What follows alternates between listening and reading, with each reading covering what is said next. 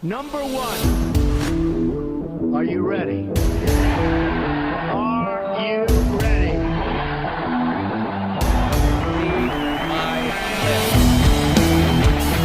Tremendous show, tremendous success. Hello everyone, I'm Mark Skevich and welcome to Final Takes. I'm here with Dr. Zacchilli, who actually performed the surgery on me but we're talking about sports injuries. We're going to talk about Kevin Durant's injury, which I'm sure a lot of the Brooklyn Nets fans are very concerned about. But before we get into all that, Dr. Zacchilli, I've met a lot of doctors in my years, different clients that were doctors, etc. They all have different reasons for becoming a doctor. One of them actually said watching ER when he was younger motivated him to become a doctor. There's some good scenes. There's some good scenes. What motivated you to become a doctor? You know, for me, to be honest, most doctors I think want to be doctors first, and then they decide what they want to do. For me, sports medicine and sports in general has been something for me that's central to my life. So my parents, I grew up with two parents who were 30-year veterans in the teaching and coaching profession. So my dad was the athletic director at my high school. My parents both coached. My mom at the collegiate level and high school, my dad at the high school level. And so, you know, the day I was born, my dad was at a game. He brought a game ball from the night of my birth from my dad's team. So I grew up on the sidelines. I grew up with my dad in the training room because he also functioned as our trainer, taping ankles. And that was like home to me as a child. And that's love of sports for them. I was a three-sport athlete. I was never a great three-sport athlete. Which but three? I was wrestling, volleyball, and soccer. Okay. I was track, football, and hockey. So. Yeah, and a smattering of some other stuff in there. I played a little rugby in college. And so, like, being involved in athletics and being part of a team was huge for my growth. And I always liked science. And so it was kind of natural out with me to kind of go in that direction. And then from the standpoint of an athlete, like I was one of those athletes. I was always, we had competitive teams, you know, with 4 state champion teams in 2 years, my junior and senior year. And I was the guy who got hurt, you know. I was the guy who inevitably at some point in the season went down with an injury. And I missed a couple of those. You know, I went down in the state finals for soccer 5 minutes in with a really bad ankle injury. I missed my junior year. I missed the sectionals with a real bad knee injury. And so going through that and seeing how much that affected me, and then that continued into college. You know, again, I was injury prone in college playing volleyball, and that's where I tore my ACL. So seeing how that affected me and how important sports were to me, trying to be able to bring somebody back to that and the impact the surgeons who treated me had and the doctors who treated me had in getting me back to being able to play again, you know, that was a way that I could stay involved in sports and allow people to do the things that were as important to them as my sports were to me. You know, that really was a driving force for me. That's great. And now, as far as your background, Harvard Medical School, can you tell everyone out there about your background? Sure. So actually, it's not Harvard undergrad. So okay. I graduated. I went to public school in Massachusetts. Same school my parents taught at, and when I graduated, I already knew that the long-term goal was medicine. So I ended up at Harvard, in large part because I wanted to be able to apply to med school and be successful. And they're, you know, obviously they have a pretty high acceptance rate to med school. But I also was in that setting. You know, I was able to compete at a collegiate level in sports. So I played on the volleyball team. I started off on the rugby team before I got hurt, and I got a military scholarship to go there for ROTC, and so. Army paid for my 4 years of education there, and I got to play sports, and I got the education that prepared me for med school. And so after 4 years as a cadet at the ROTC program there, left and moved on, got an educational delay. After briefly being assigned to be an armor officer, I got approved to actually attend medical school. I went to UMass Med on a delay, and then once I finished there, completed all my orthopedic training basically in the military. My first 5 years in practice were with the military. So not only were you in the future helping athletes get back on their feet, you were helping military. Yeah. The soldiers were a big part of it, and something I still miss. I mean, that helping, and even, you know, here in New York, one of the great things, I live in Staten Island, and being down in Greenwich Village, we're kind of surrounded by a lot of the first responder community. So I still get to touch that a little bit, and it's always a big source of pride for me to serve the servers, serve and help treat the people who keep us safe. So that was really formative for me as a doctor in my military career, and it's still something that kind of drives me. No, definitely. Now, what did you know right off the bat that when did you decide that after school you were gonna go help soldiers? That was a decision. As soon as I didn't know whether I'd get into medical school or not, but it was a decision to serve when I got into college. I grew up in an immigrant family.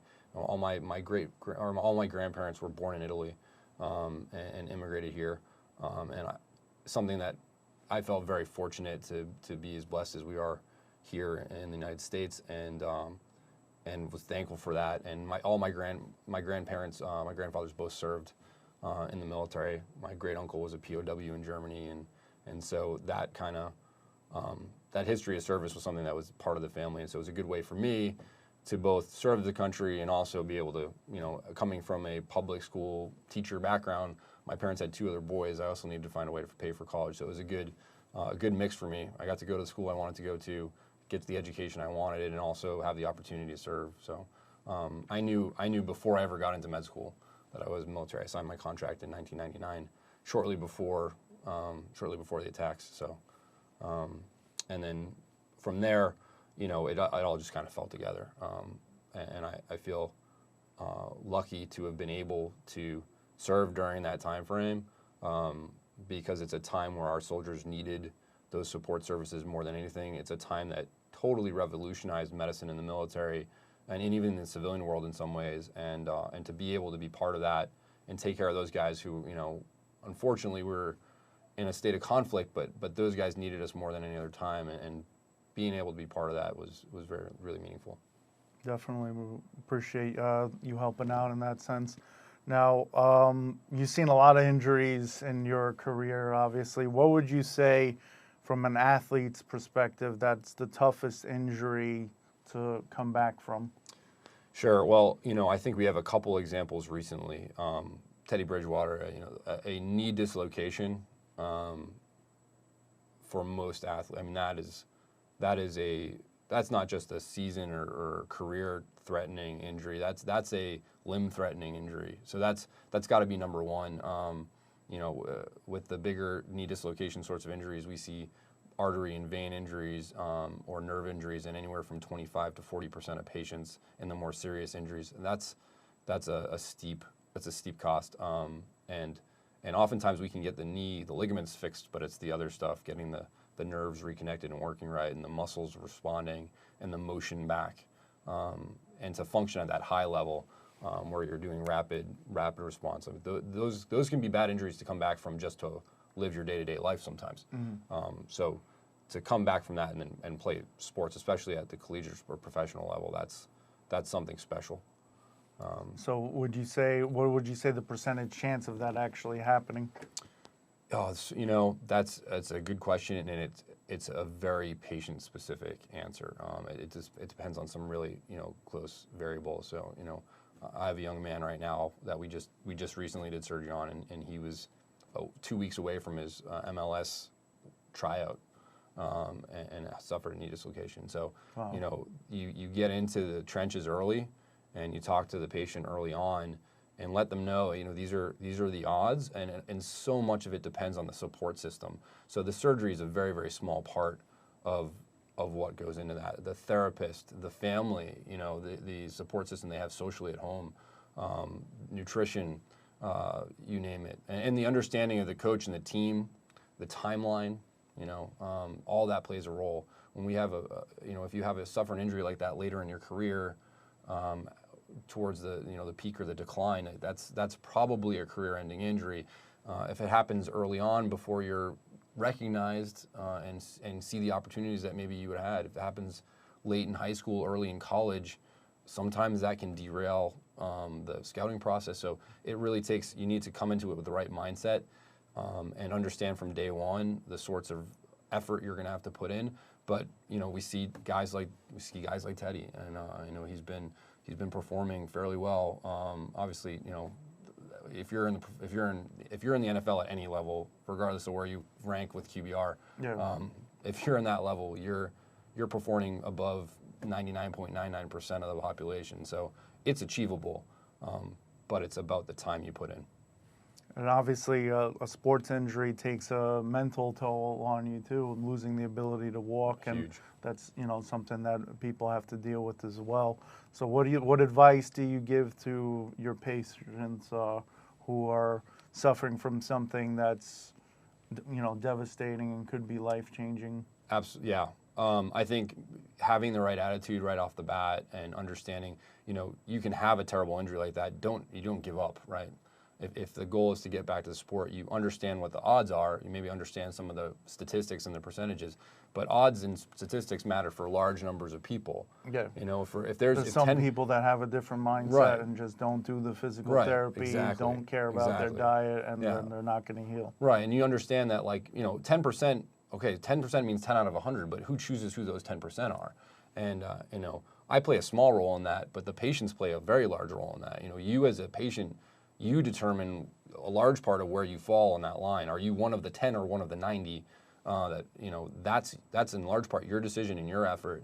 And if you understand that, that can go a huge ways. And I think that also from a mental standpoint, emotional standpoint, can keep you focused. So that's where I came from. I went into, when I finally had to back away from sports in college, I had one too many injuries and was at risk for losing my military scholarship at one point. And so I had to give it up, and that was I was depressed for 6 months. I was full clinic, now I recognize it now, I had no idea then. But clinically depressed probably for 6 months, because that's how I defined myself. I was an athlete. I mean, the reason I was going to be a sports doctor was because I was an athlete who was not going to play professional sports. Yeah, part of being active helps your mental health, having exercise, and now you're sidelined and you can't get that exercise that you used to. So, not only are you depressed about the fact that you might not be able to play again, but the fact that you're not as active, you're not getting, the same mental health effects of exercise. Sure. And I think there are a couple of things. So first off, the physical effects of exercise, the chemical effects, they release endorphins in your brain. Sports is a drug, and every fan knows that, right? So just because you maybe can't do the sport that you want to be doing doesn't mean you can't have some sort of physical exertion and still grab onto some of those endorphins. And so rehab can be that. Therapy can be that if you approach it with the right mindset. Find a way to make it fun. Find a good therapist who knows how to make it challenging and fun. So I think that plays a big role. The social role, I think, of sports is huge too for most athletes, especially team athletes. So just because you're injured doesn't mean you can't be around your team.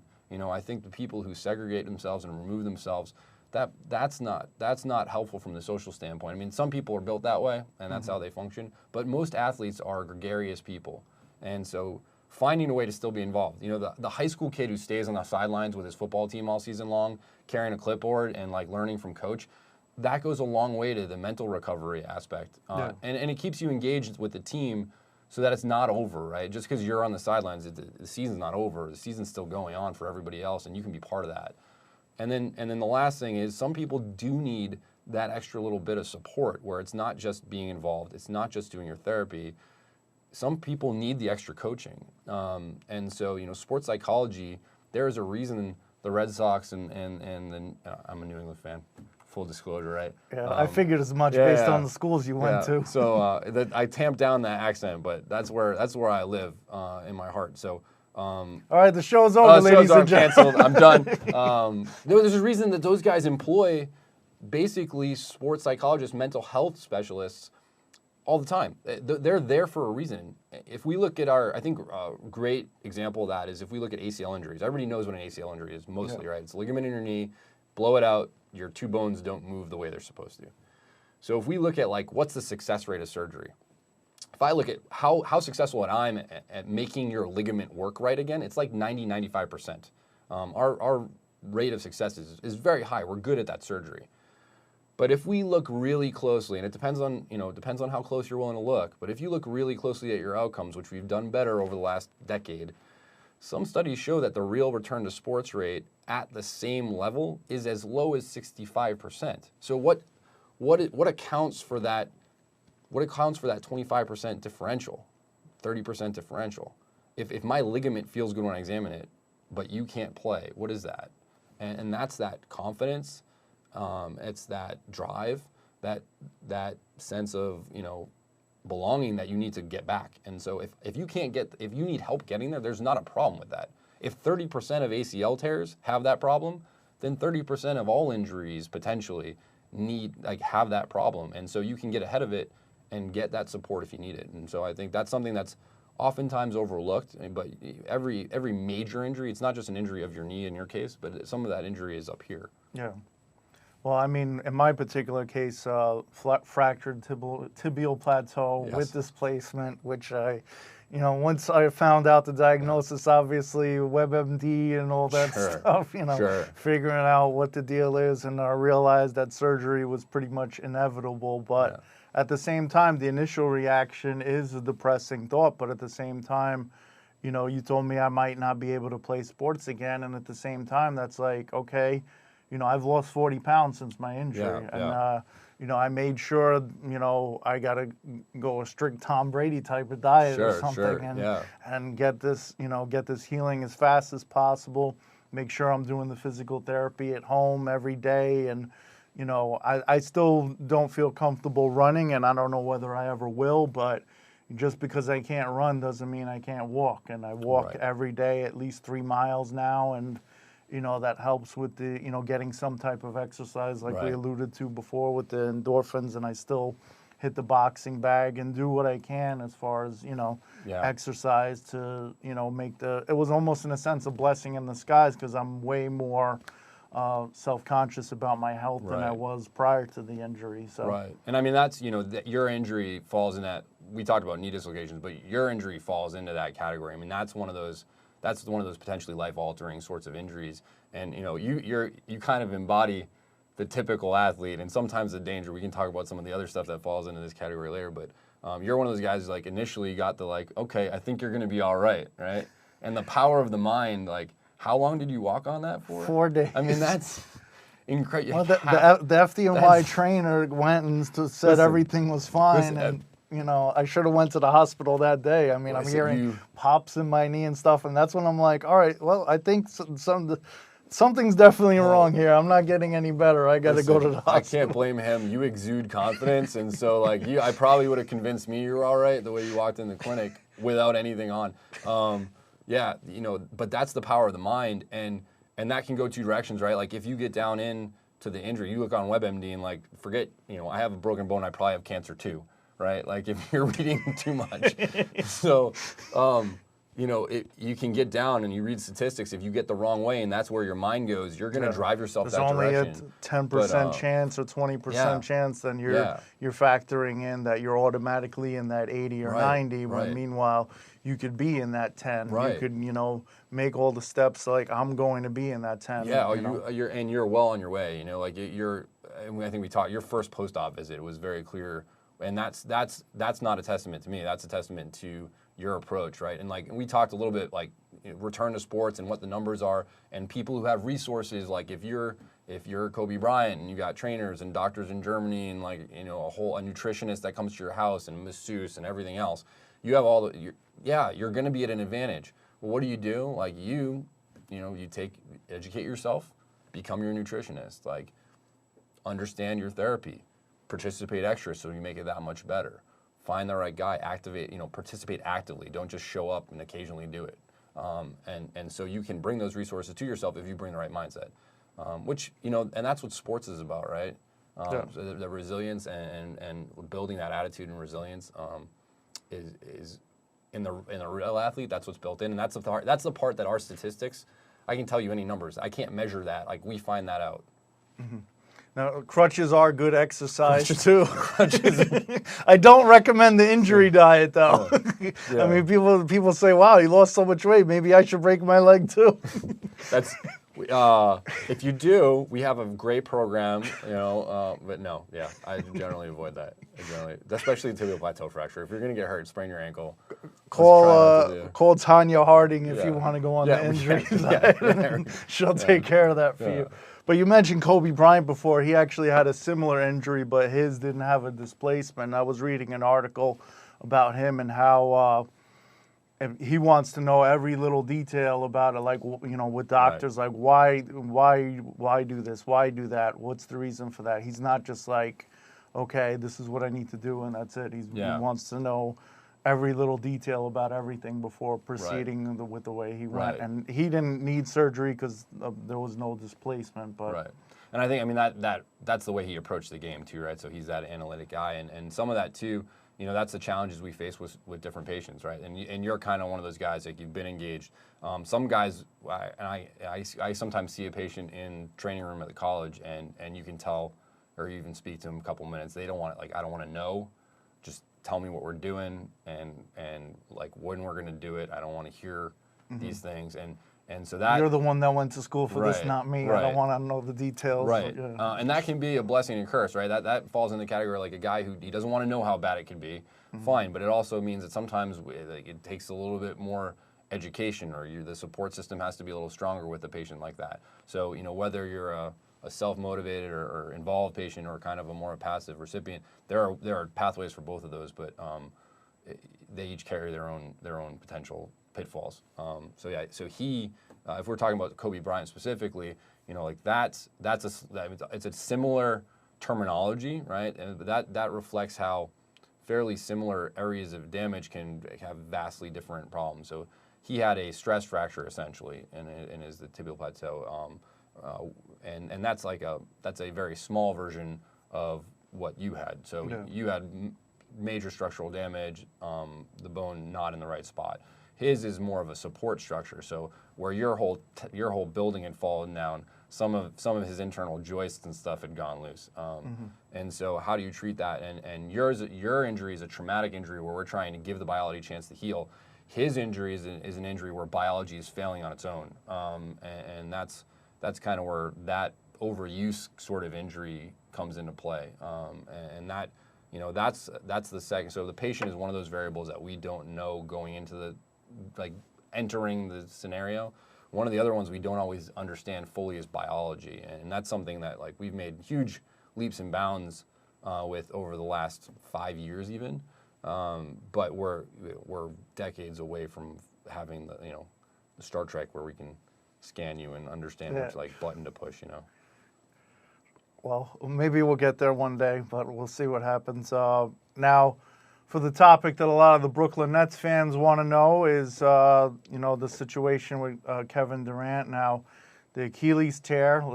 To give the Nets fans some hope, Dominique Wilkins was an athlete that recovered from an Achilles tear and still was fairly successful afterwards, but it's kind of few and far between.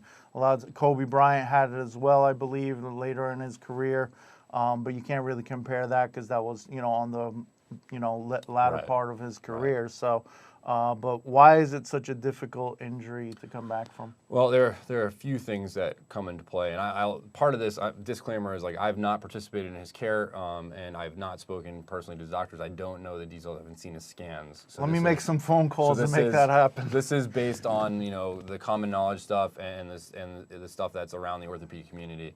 Why is it such a difficult injury to heal from? Well, first off, we get back to that biology thing. So an Achilles rupture, usually when we're dealing with an athlete like him, especially someone who had some symptoms leading up to the rupture, that's usually an indication of some biology problems, right? It's like that tendon prior to that rupture probably wasn't perfect. He'd had that calf strain, had been having pain. Those are probably subtle indicators that we're not functioning at 100%, which an athlete at his level, like a 1% difference like someone who's operating at that high of a level, a 1% functional change, you can notice it in things like strains. You or I wake up with strains, and I'm not an athlete anymore. And it doesn't change my function, but someone like that is really high functioning. It's like a Ferrari, So when you're dealing with that, and one of the components isn't quite right, how do we deal with that? How do we understand that? And in the case of Achilles, we're dealing usually with a chronic inflammatory issue. Usually, as we get older, our blood supply is not great. And the tendon is a structure that's made almost entirely of proteins and collagens. It's very little of it is actually really, when we think about alive, very small percentage of it is actually alive. And the blood supply to it is fairly limited. And so that's blood supply and cells are what are required to build back tissue when we injure it. Our skin heals great because it's made out of cells and has great blood supply.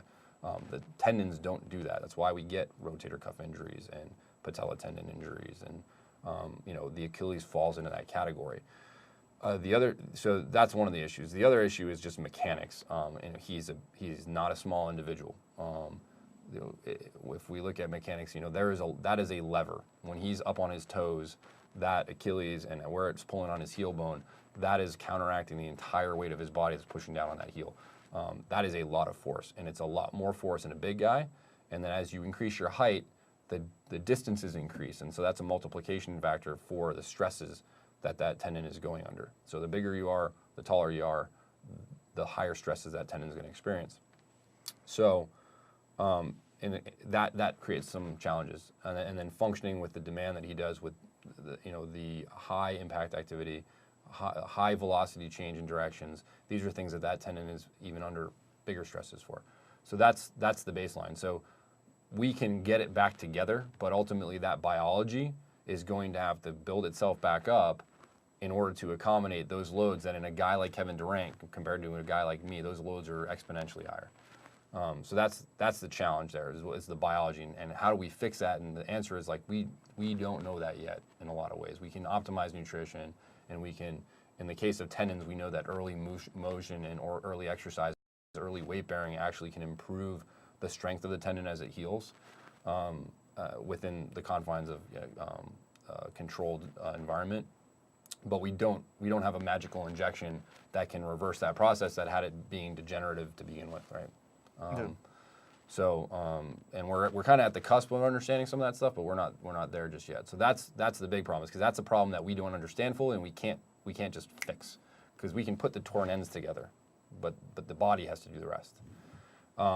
The good news for a guy like Kevin is that, and so unfortunately the science is too new for some of this stuff, but some of our newer techniques to fix this injury over the last 5 years really show a significant increase in the strength of the repair. And so what we've been able to do with some patients, and this is a person-to-person thing, but in some patients we're allowing them to get back earlier, faster, because the stitches that we use, and now we're actually using screws to hold that tendon down to the heel bone frequently, kind of creates an internal splint to that tendon. So while that biology is trying to catch up, what we put in there, in fact, in some biomechanical studies, what we put in there seems to be stronger than the Achilles was to begin with. So it can provide enough support where that tendon early on isn't seeing the full load. We're protecting that and allowing that biology to take its time and heal.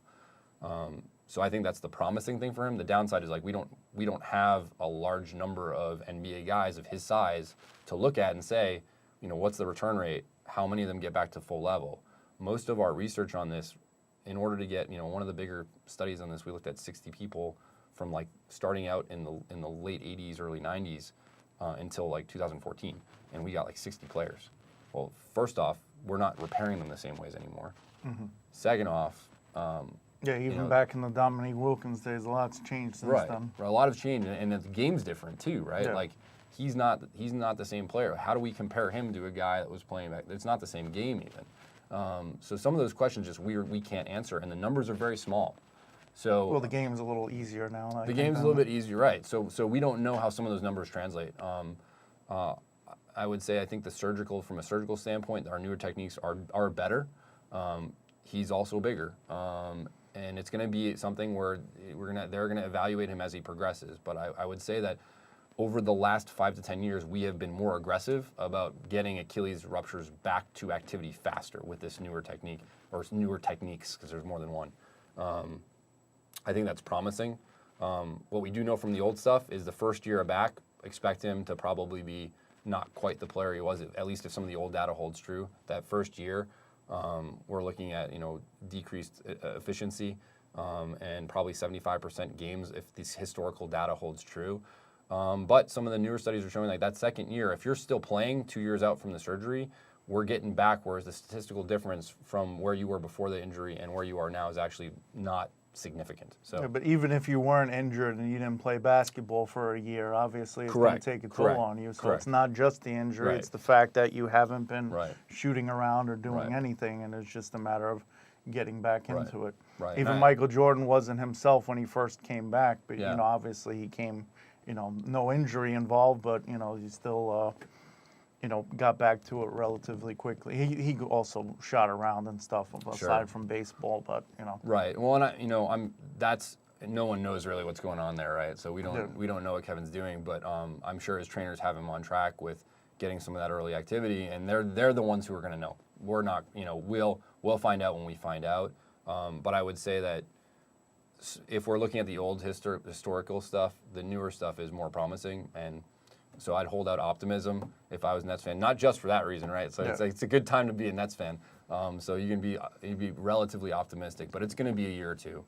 You know, unfortunately, I'm a Knicks fan, and I've been suffering. And the news of him going to the Nets was sad, but at the same time, the Knicks, you know, with all the statistics out there, the probability of him coming back to full form, paying him for a year of doing nothing, and all that, it just seemed like it wasn't the right move. Recently in the news, they were talking about he might come back at the end of the year, and you know, now you're putting that pressure on him again. Yeah. And you know, what do you think as far as? I mean, you obviously don't have the data, and you know, you need to only his trainers and himself will really know. But at the same time, what do you think as far as him coming back before the end of the season, come playoff time, if they are playoff in the standings for the playoffs? Yeah, I think that theoretically it's possible. Yeah, and again, that's patient specific, and some of that decision of like, would you put it out there or not? I think some of that is also driven by like coaching staff and training staff, and you know how different players respond. Like, how much of that, when it's put out to the public, is a measured decision by the training staff or by the coaches to try to drive that mental aspect of things. Mm-hmm. You know, some players need to have the light at the tunnel. Some of them you don't want to give them that, right? Like we follow Sam Darnold, and like, was it good? Is it good right now? This is a big talk. Like, should we say that maybe he might play? Should he even think about that? Like, and that's, you know, that's something that intimately the training staff, the coaching staff, the medical staff, you need to understand the whole patient, not just the. I'm sure in some ways it's good to try to motivate yourself to, you know, this is the timeline I want to set for myself, and even if you don't get it, at least you're motivated to try to get that timeline done quicker rather than later, and say, oh well, I don't have to worry about it for another year. But on the flip side, you saw with the NBA Finals, they wanted him to come back from the calf injury, and they turn around and say, oh well, it's a Achilles injury, so it has nothing to do with it. I mean, the calf and Achilles, like, I mean. And I mean, would it have prevented it if he hadn't played? Probably not. Like that, at some point, that was going to progress, most likely, if it was at that level. But is it related? Personally, yes, I think probably there's some relation there. Yeah, I mean, it was the same leg. If it was a different leg, then that's always the question mark, right? Like, as a sports medicine doctor, like, my goal is to get you back to sports, but there's also the role of protecting the players from themselves, and I think that's the benefit of having been an athlete, or like seeing patients like you or my Army guys, who some guys will just, you know, drive on, right, walking on a broken leg for 4 days, or crazy things that some of my military guys would do. You know, a guy walking around with a knee dislocated for like 3 days. You know, the sports world is full of these. I mean, there's some stories of NHL athletes who played with broken legs taped together in the Stanley Cups. You know, so guys will hurt themselves if given the chance, and that's that athlete mentality. It's the same thing that allows us to be great. You know, like. The story of marathon, like the reason that guy was able to run the first marathon, because it was that important. It was mind over matter, and then he died. You know, so we have to protect our athletes, and that's a fine line. And knowing the individual person, how they respond, that's the art, right? That's the art of being a trainer or being a therapist or a doctor, is being able to read the person. So, you know, there are patients that come in and you do not give them that like maybe. because you learn quickly. A lot of times they'll give you the hints with the story of how they got injured. You don't want to give them that maybe because they'll take that and they'll take -2 months. Others, they need that little push. They're down in the dumps. They don't think they're getting back. You need to give them that motivation and opportunity to have some positive thoughts. So we'll see. I mean, Chris Coatsy, who's a big foot and ankle guy in the orthopedics community, and I got to thank my partner Dan Seidman's our foot and ankle guy at my practice, because we chatted about this multiple times. But some of those newer articles, we have guys on box jumping from Achilles ruptures 8 to 12 weeks after an injury. Now, box jumping, even if it's done in a controlled environment, is not the same as an NBA game. But that construct, that repair construct, can be strong enough to protect us for things like that. And then it's just a question of how does that individual person respond, and measuring their symptoms, like what is their body telling us about that process, about that biology. And so if he's doing box jumps and he's doing well, he's not having pain, with a surgery like this, maybe we can progress him faster. And that's where it's not unreasonable to be talking about this winter. And in contrast to that, when the first injury reports came out on Clay, they were obviously in rapid succession, and the first thought in my mind was like, you guys have these backwards. Clay will be back early next year, and that's an ACL. That's questionable. And we know all kinds of stuff. The reason Kristaps Porzingis kept himself out for basically, I mean, we saw that video of him running and jogging, right? Could he have come back earlier? Probably, but the science says that up to 2 years, that ACL is not strong yet. Some of the early science with this new Achilles stuff says, well, it is strong enough early on. So I thought those were backwards, and I think Clay probably he's the one that you're not going to see back early, in my opinion. I don't know anything about his particular case, so this is me hypothesizing. All right, well, pretty much almost out of time. Is there any information you want to give to fans out there about yourself, how to contact you, social media or otherwise? Sure. So I'm available. My office, best way to get an appointment, I'm on ZocDoc. You can call my hotline. Our hotline for appointments is 1-833-9-SPORTS. I'm with Northwell Health in Lenox Hill Hospital, located in Greenwich Village in the old St. Vincent's building, so on 13th and 7th. Social media handle for Instagram is Sports Surgery NYC, and similar for Twitter. So you can look me up there, and try to put out some educational information on there when we can. I think the biggest takeaway from this is, understand when you're hurt. Come and find us. We'll do our best to take care of you, whether that means sending you on your way with a pat on the back or what we did with you. All right, sounds good. So make sure you're checking out finaltakes.com. Follow us on Twitter and Instagram. If you're watching this on YouTube, make sure you hit that subscribe button. And if you're on Instagram, tag @FinalTakes for a chance to be on the show. Tag us in your videos, and possibly play that on the show. So thank you for joining us, and thank you for Dr. being Zacchilli. It was great talking with you about all the different sports injuries. And for the fans out there, we'll see you next time on Final Takes. Tremendous show, tremendous success.